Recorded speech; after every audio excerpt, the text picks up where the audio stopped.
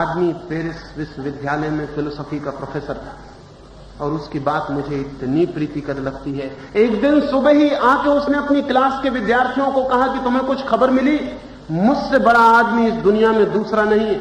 विद्यार्थी समझे कि दिमाग खराब हो गया। एक तो फिलोसॉफी की तरफ दिमाग खराब लोग ही उत्सुक होते हैं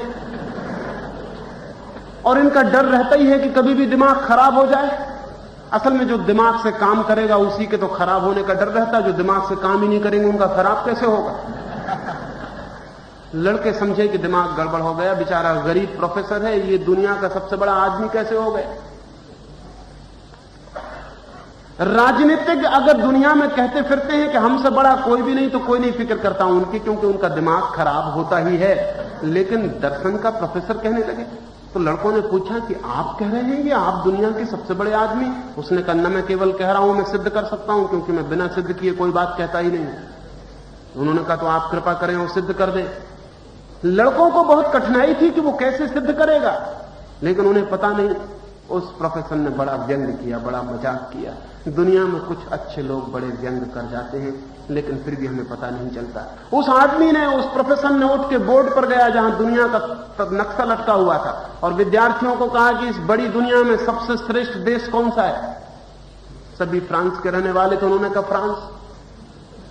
स्वभाव था, फ्रांस में रहने वाला आदमी यही समझता है कि फ्रांस सबसे बड़ा देश है, क्योंकि फ्रांस में रहने वाला ये कैसे मान सकता है कि जहां वो रहता है वो देश बड़ा ना हो? जहां वो रहता है वो देश तो बड़ा होनी चाहिए, इतना बड़ा आदमी जहां रहता है। फ्रांस सबसे बड़ा देश है। उस प्रोफेसर ने कहा, तो फिर बाकी दुनिया की बात खत्म हो गई। अब अगर मैं सिद्ध कर दूं कि फ्रांस में मैं सबसे बड़ा हूं, तो मैं सिद्ध हो जाऊंगा कि दुनिया में सबसे बड़ा हूं। तब भी विद्यार्थी नहीं समझ पाए कि वो कहां ले जा रहा है। फिर उसने कहा कि फ्रांस में सबसे श्रेष्ठ नगर कौन सा है? तब विद्यार्थियों को शक हुआ। वो सभी पेरिस के रहने वाले थे। उन्होंने कहा, पेरिस। तब उन्हें थोड़ा शक हुआ कि मामला गड़बड़ हुआ जाता है। उस प्रोफेसर ने कहा, और पेरिस में सबसे श्रेष्ठ स्थान कौन सा है? निश्चित ही विद्या का केंद्र, विश्वविद्यालय, यूनिवर्सिटी। तो उसने कहा, अब यूनिवर्सिटी ही रह गई सिर्फ, और यूनिवर्सिटी में सबसे श्रेष्ठ सब्जेक्ट, सबसे बड़ा विषय कौन सा है? फिलोसफी, दर्शन शास्त्र। और उसने कहा, मैं दर्शन शास्त्र का हेड ऑफ द डिपार्टमेंट हूं, दुनिया का सबसे बड़ा आदमी हूं।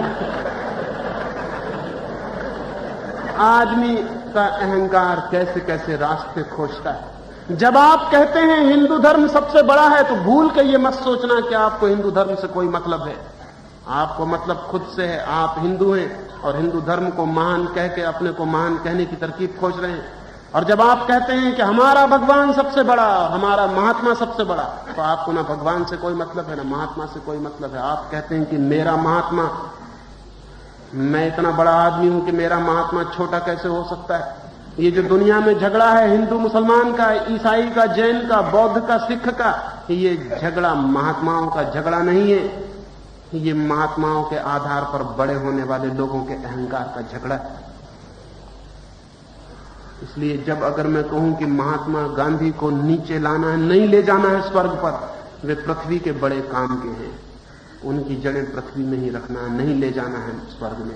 जब मैं कहूं महावीर को पृथ्वी से जोड़ना है, तो हमें बड़ा कष्ट होता है, क्योंकि हम उनको आकाश में समझ के अपने को भी आकाश में समझने का जो सपना देख रहे थे वो टूट जाता है। नहीं, मैं गांधी का दुश्मन नहीं हूं।